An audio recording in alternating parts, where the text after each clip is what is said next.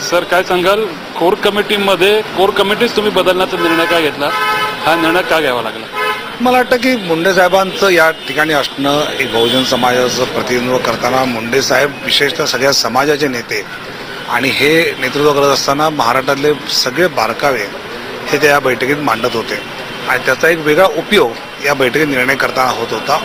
मला असं वाटतं की मुंडे साहेबांच्या जाण्यानंतर आम्ही चौघं मिळून, नाथाभाऊ आहेत, सुधीर भाऊ आहेत, देवेंद्र आहे, मी आहे, मिळून ही जबाबदारी आता पार पाडतो आहोत.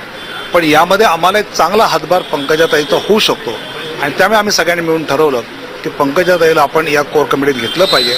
त्याचा उपयोग अनेक विषयातले निर्णय, सामाजिक प्रश्न, शासकीय प्रश्न घेताना होऊ शकतो. एकंदरीतच ज्या प्रकारे आता तुम्ही निर्णय घेतलेला आहे, पण सेना खूपच आक्रमक दिसत आहे. मुख्यमंत्री पदासाठी उद्धव ठाकरे यांची उघड करताना दिसत आहे. आपलं काय म्हणणं आहे?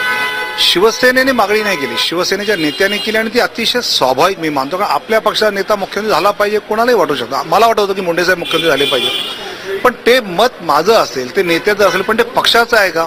तर महायुतीच्या बैठकीत जो फॉर्म्युला ठरेल त्याप्रमाणे जो नेता होईल तो मुख्यमंत्री होईल आणि त्यामुळे मला वाटतं की त्या युतीतल्या तो फॉर्म्युला ठरण्याच्या दिवसापर्यंत महाराष्ट्राला हे कोण आहे मुख्यमंत्री थांबावं लागेल.